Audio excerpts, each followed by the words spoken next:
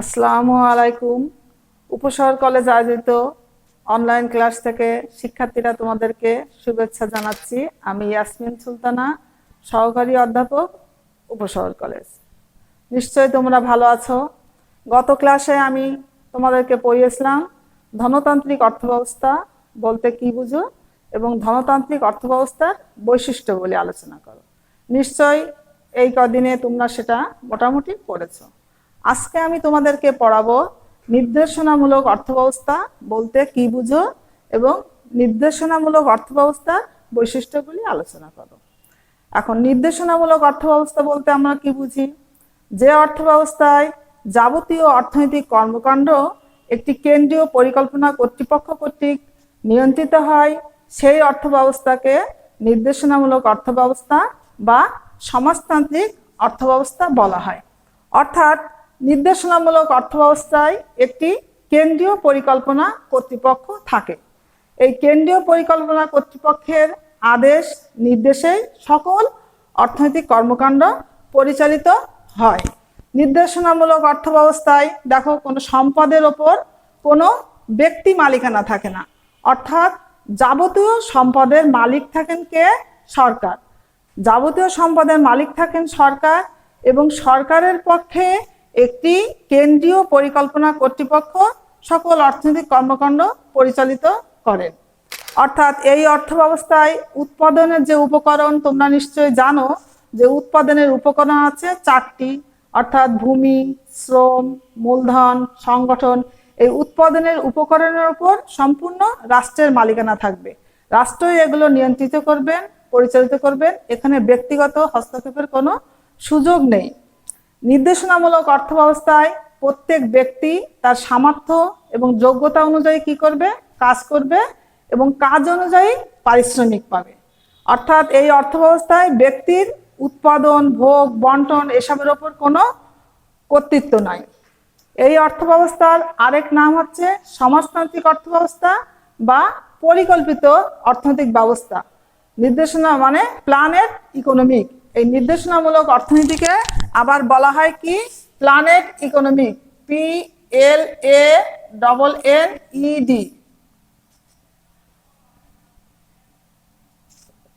তাহলে নির্দেশনামূলক অর্থব্যবস্থার আরেক নাম হচ্ছে পরিকল্পিত অর্থব্যবস্থা বা প্ল্যানেড ইকোনমিক্স। সুতরাং পরিশেষে আমরা বলতে পারি নির্দেশনামূলক অর্থব্যবস্থা দেখো কতটি নাম আসছে: নির্দেশনামূলক অর্থব্যবস্থা, সমাজতান্ত্রিক অর্থব্যবস্থা, পরিকল্পিত অর্থব্যবস্থা। সুতরাং সর্বশেষে আমরা বলতে পারি যে অর্থব্যবস্থায় সম্পদের ওপর কোনো ব্যক্তিগত মালিকানা নাই, সম্পদের ওপর কোনো ব্যক্তির মুনাফা লাভের সুযোগ নাই, উৎপাদনের উপকরণের ওপর কোনো ব্যক্তিগত হস্তক্ষেপ নাই, উৎপাদনের সমস্ত উপকরণের মালিক সরকার এবং সরকারের পক্ষে একটি কেন্দ্রীয় পরিকল্পনা কর্তৃপক্ষ যাবতীয় অর্থনৈতিক কর্মকাণ্ড পরিচালনা করে, যেই অর্থব্যবস্থা, সেই অর্থব্যবস্থাকে নির্দেশনামূলক অর্থব্যবস্থা বা কমান্ড ইকোনমিক্স বলা হয়। তাহলে এখন এটা নিশ্চয়ই ক্লিয়ার হয়েছে যে নির্দেশনামূলক অর্থব্যবস্থা বলতে আমি আবারও বলছি যে অর্থব্যবস্থায় ব্যক্তির কোনো কর্তৃত্ব নেই, এক কথা ব্যক্তিগত মুনাফার সুযোগ নেই, ব্যক্তি উৎপাদনের উপকরণের ওপর কোনো হস্তক্ষেপ করবে না, সরকার বা রাষ্ট্রই সকল উৎপাদনের উপকরণের মালিক বা হস্তক্ষেপ করবে এবং সরকারের পক্ষে একটি কেন্দ্রীয় পরিকল্পনা কর্তৃপক্ষ যাবতীয় অর্থনৈতিক কর্মকাণ্ড পরিচালিত করবে, সেই অর্থব্যবস্থাকে আমরা বলতে পারি নির্দেশনামূলক অর্থব্যবস্থা। এখন আসি যে নির্দেশনামূলক অর্থব্যবস্থা বা সমাজতান্ত্রিক অর্থব্যবস্থার বৈশিষ্ট্যগুলি কি কি। প্রথমে দেখো এই সংজ্ঞা থেকে আমরা বৈশিষ্ট্য অনেকগুলো পেয়ে যাব। প্রথমেই আসছে যে রাষ্ট্রীয় মালিকানা। তোমরা বোর্ড খেয়াল করো যে প্রথমে আসছে নির্দেশনামূলক অর্থব্যবস্থার প্রথম বৈশিষ্ট্য হচ্ছে রাষ্ট্রীয় মালিকানা। অর্থাৎ সম্পদ, যে ভূমি, তারপরে আসছে জমি, কলকারখানা ইত্যাদি সকল কিছুর মালিকানা কি হবে? রাষ্ট্র। ব্যক্তির মালিকানার কোনো সুযোগ নাই। এখানে কি হচ্ছে? অর্থাৎ রাষ্ট্রই হচ্ছে রাষ্ট্র বা জনগণ, রাষ্ট্র বা জনগণই হচ্ছে সকল সম্পদের মালিক। এই কারণে বলা হচ্ছে প্রথম বৈশিষ্ট্যে যে সম্পদের রাষ্ট্রীয় মালিকানা। 2 নম্বর বৈশিষ্ট্য খেয়াল করো যে ব্যক্তিগত মুনাফার অনুপস্থিতি। নির্দেশনামূলক অর্থব্যবস্থার দ্বিতীয় বৈশিষ্ট্য হচ্ছে ব্যক্তিগত মুনাফার অনুপস্থিতি।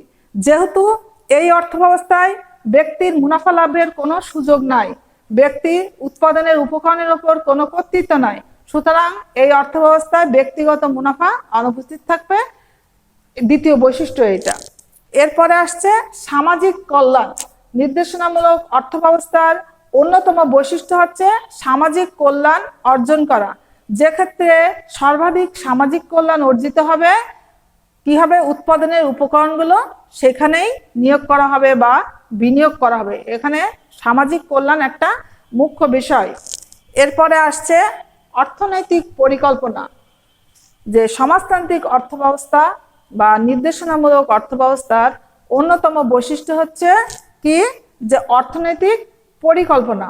অর্থনৈতিক পরিকল্পনা কি হয়, যে একটি অর্থনৈতিক পরিকল্পনা মাফিক যাবতীয় উৎপাদন কর্মকাণ্ড কি করে, কেন্দ্রীয় পরিকল্পনা কর্তৃপক্ষ সেট করে বা নির্ণয় করে। অর্থাৎ কি উৎপাদন করা হবে, কিভাবে উৎপাদন করা হবে, কোথায় উৎপাদন করা হবে, এই যাবতীয় বিষয়গুলি রাষ্ট্রের পক্ষে একটি কেন্দ্রীয় পরিকল্পনা কর্তৃপক্ষ এগুলো নির্ধারণ করে বা নিয়ন্ত্রণ করে। এই কারণে এই অর্থ ব্যবস্থাকে কি বলা হয়, একটি পরিকল্পিত অর্থ ব্যবস্থা বলা হয়। এর পরের বৈশিষ্ট্য আসছে কি, 5 নম্বরে আসছে উৎপাদন ব্যবস্থা। নির্দেশনামূলক অর্থ ব্যবস্থায় কি করা হয়, যে উৎপাদন ব্যবস্থাটা অর্থনৈতিক কল্যাণ সাধনে নিয়োগ করা হয়। সরকারের পক্ষে একটি কেন্দ্রীয় পরিকল্পনা কর্তৃপক্ষ যে ক্ষেত্রে কল্যাণ অর্জিত হবে, সামাজিকভাবে প্রয়োজনীয় দ্রব্য যেগুলি সেগুলোই তারা উৎপাদন করবে, সেক্ষেত্রে তারা বিনিয়োগ করবে। আর যেখানে কি হবে, সামাজিকভাবে কল্যাণ অর্জিত হবে না, যেমন চাহিদা যোগানের ওই যে অদৃশ্য হস্তের যে কারসাজি যে বাজারে থাকবে না, এই সেগুলো এরা খেয়াল করে। সুতরাং নির্দেশনামূলক অর্থ ব্যবস্থায় কেন্দ্রীয় পরিকল্পনা কর্তৃপক্ষ সর্বাধিকভাবে সামাজিক কল্যাণ অর্জিত হবে যে দ্রব্যগুলিতে, সেই দ্রব্যগুলোই উৎপাদনের চেষ্টা তারা করে থাকেন। এরপরে আসছে বন্টন পদ্ধতি। 6 নম্বর পয়েন্টে আসছে কি, বন্টন পদ্ধতি। অর্থাৎ নির্দেশনামূলক অর্থ ব্যবস্থার অন্যতম বৈশিষ্ট্য হলো যে এখানে সুষম বন্টন অর্জিত হয়। বন্টন নীতি অনুযায়ী কি হচ্ছে, যে প্রত্যেক ব্যক্তি তার কাজ অনুযায়ী বা যোগ্যতা অনুযায়ী কাজ পাবে, তার সামর্থ্য অনুযায়ী কাজ পাবে এবং কাজ অনুযায়ী পারিশ্রমিক পাবে। এটা হচ্ছে বন্টনের মূল নীতি। ফলে কি হচ্ছে, এই নির্দেশনামূলক অর্থ ব্যবস্থায় শ্রমিক শোষণের কোনো সুযোগ নেই। অর্থাৎ এই অর্থ ব্যবস্থায় কি হচ্ছে, এক কথায় ন্যায় বিচার প্রতিষ্ঠিত হচ্ছে। এটা নির্দেশনামূলক অর্থ ব্যবস্থা বা সমাজতান্ত্রিক অর্থ ব্যবস্থার একটা অন্যতম বৈশিষ্ট্য। এরপরে আসছে সামাজিক নিরাপত্তা। 7 নম্বর পয়েন্টে আসছে যে সামাজিক নিরাপত্তা। নির্দেশনামূলক অর্থ ব্যবস্থার অন্যতম বৈশিষ্ট্য এক্ষেত্রে সামাজিক নিরাপত্তা অর্জিত হয়। অর্থাৎ আমাদের যে মৌলিক প্রয়োজনগুলো, অন্ন, বস্ত্র, বাসস্থান, শিক্ষা, চিকিৎসা, এক কথা এইগুলোর নিরাপত্তা বিধান করা হয় এই সমাজতান্ত্রিক বা নির্দেশনামূলক অর্থ ব্যবস্থায়। এরপরে তোমাদের আসছে কি, সুষম উন্নয়ন। 8 নম্বরে আসছে সুষম উন্নয়ন। যে নির্দেশনামূলক অর্থ ব্যবস্থায় সুষম উন্নয়ন অর্জিত হয়। সুষম উন্নয়নটা কি, অর্থাৎ অর্থনীতির প্রত্যেকটা খাত, শিক্ষা, শিল্প, কৃষি, শিক্ষা, পরিবহন, যোগাযোগ, অর্থাৎ প্রত্যেকটা সেক্টরে কি হয়, সমানভাবে গুরুত্ব দেওয়া হয়। ফলে কি হয়, এখানে সুষম উন্নয়নটা অর্জিত হয়। কোনো সেক্টর বা কোনো খাতটা বাদ যায় না, প্রত্যেকটা খাতই এখানে সমানভাবে, যে একটা খাত খেয়াল করলাম আরেকটা খাত বঞ্চিত হলো, এরকম এখানে হয় না। সুতরাং নির্দেশনামূলক অর্থ ব্যবস্থায় প্রত্যেকটা খাত সমানভাবে গুরুত্ব লাভ করে, সেটা শিল্পই হোক, কৃষি হোক, শিক্ষা হোক, স্বাস্থ্য হোক, পরিবহন হোক, প্রত্যেকটা সেক্টরেই সমান গুরুত্ব দেওয়া হয়। এরপরে আসছে বেকারত্বহীনতা। নির্দেশনামূলক অর্থব্যবস্থা বা সমাজতান্ত্রিক অর্থব্যবস্থার অন্যতম বৈশিষ্ট্য হলো এখানে বেকারত্বহীনতা কম হয়, অর্থাৎ মুদ্রাস্ফীতিও কম হয়। কারণটা কি, যেহেতু সরকারের পক্ষে একটি কেন্দ্রীয় পরিকল্পনা কর্তৃপক্ষ পরিকল্পনা করে কাজ করে, ফলে এখানে বেকারত্বহীনতা কম হয়, প্রত্যেক ব্যক্তি মোটামুটি কাজের সুযোগ পায় বলে ধরে নেওয়া হয়, ফলে এখানে মুদ্রাস্ফীতি কম হয়। এখানে তোমাদের প্রশ্ন আসতে পারে যে ম্যাডাম মুদ্রাস্ফীতি কি? মুদ্রাস্ফীতি হচ্ছে অর্থের মূল্য যখন ক্রমেই কমে আর দ্রব্যের মূল্য যখন ক্রমেই বাড়ে, তখন তাকে মুদ্রাস্ফীতি বলা হয়। অর্থাৎ সাধারণ দাম স্থান যখন ক্রমাগত বৃদ্ধি পেতে থাকে। আগে তোমরা একটা কলম কিনতে 3 টাকা, তারপর আসলো 4 টাকা, তারপরে 5 টাকা, কলম আছে একটাই। সুতরাং মুদ্রাস্ফীতি হচ্ছে যে সাধারণ দাম স্থান যখন ক্রমেই কমছে, দ্রব্যের মূল্যটা বাড়ছে, সেই অবস্থাকে তখন মুদ্রাস্ফীতি বলা হচ্ছে। এই নির্দেশনামূলক অর্থব্যবস্থা বা সমাজতান্ত্রিক অর্থব্যবস্থায় এই মুদ্রাস্ফীতি কম হয় এবং বেকারত্বহীনতাও কম থাকে বলে ধরে নেওয়া হয়। এর পরের পয়েন্টটা আসছে বাণিজ্য চক্রের অনুপস্থিতি। নির্দেশনামূলক অর্থব্যবস্থার অন্যতম প্রধান বৈশিষ্ট্য হচ্ছে মনে করি যে বাণিজ্য চক্রের অনুপস্থিতি হয়। অর্থাৎ এখানে যেহেতু পরিকল্পিত উপায়ে কি করা হয়, উৎপাদন ও বন্টন করা হয়। নির্দেশনামূলক অর্থব্যবস্থায় পরিকল্পিত উপায়ে উৎপাদন ও বন্টন করা হয় বিধায় এখানে অতি উৎপাদন বা অতি কম উৎপাদনজনিত বাণিজ্য চক্রের কোনো সম্ভাবনা থাকে না বলে মনে করা হয়।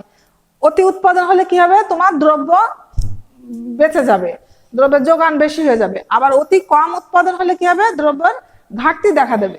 ফলে বলছে যে নির্দেশনামূলক অর্থব্যবস্থা যেহেতু পরিকল্পনা করে সব কাজ করা হয়, উৎপাদন করা হয়, বন্টন করা হয়, সেহেতু এখানে এই অতি উৎপাদনজনিত সমস্যা কিংবা অতি কম উৎপাদনজনিত কোনো সমস্যা দেখা দেয় না।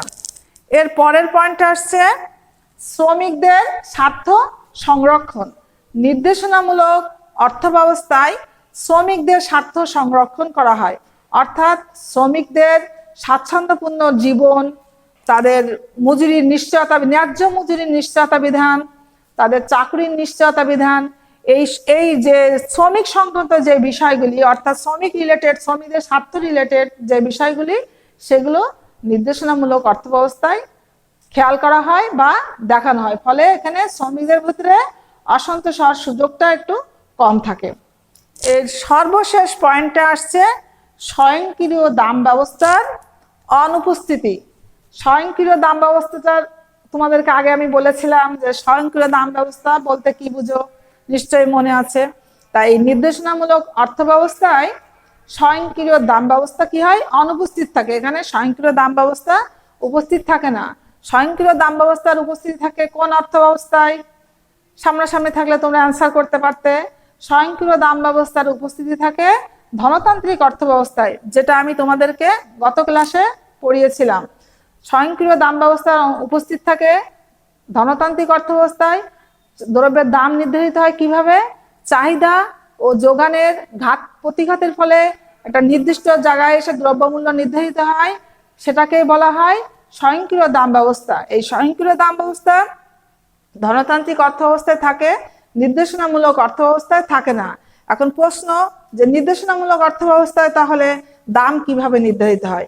নির্দেশনামূলক অর্থব্যবস্থায় সরকারের পক্ষে একটি কেন্দ্রীয় পরিকল্পনা কর্তৃপক্ষ কি করে, দ্রব্য সামগ্রীর দাম নির্ধারণ করেন এবং কেন্দ্রীয় পরিকল্পনা কর্তৃপক্ষ দ্রব্য সামগ্রীর যে দাম নির্ধারণ করেন, ক্রেতা সেই দামে দ্রব্য সামগ্রী ক্রয় করতে বাধ্য থাকে। সুতরাং নির্দেশনামূলক অর্থব্যবস্থায় ব্যক্তিগত মুনাফা অনুপস্থিত থাকে। এই গেল তোমাদের নির্দেশনামূলক অর্থব্যবস্থা বা সমাজতান্ত্রিক অর্থব্যবস্থার সংজ্ঞা এবং বৈশিষ্ট্য। এটা এই মানে চারটে যে অর্থব্যবস্থা আছে, মানে ধনতান্ত্রিক অর্থব্যবস্থায় পড়িয়েছিলাম, এই 2 নম্বরে আসলো সমাজতান্ত্রিক অর্থব্যবস্থা বা নির্দেশনামূলক অর্থব্যবস্থা। এর পরে আছে মিশ্র আর ইসলামী অর্থব্যবস্থা। সুতরাং দেখো, চারটে অর্থব্যবস্থার সংজ্ঞা প্লাস বৈশিষ্ট্য, সম্পূর্ণ মানে সোজা একটা প্রশ্ন। এখানে তোমাদের ভয়ের কিছু নেই, তোমরা মোটামুটি ক্লাস ফলো করবে আর একটু বইয়ে রিডিং পড়বে, তোমাদের এই প্রশ্নগুলো হয়ে যাবে। এখান থেকে তোমাদের কিছু সৃজনশীল প্রশ্ন থাকবে, এমসিকিউ থাকবে, সেগুলো তোমরা পড়লে বুঝতে পারবে। নিশ্চয়ই তোমরা ভালো থাকবে। আগামী ক্লাস দেখার আমন্ত্রণ জানিয়ে আমি বিদায় নিচ্ছি। আল্লাহ হাফেজ।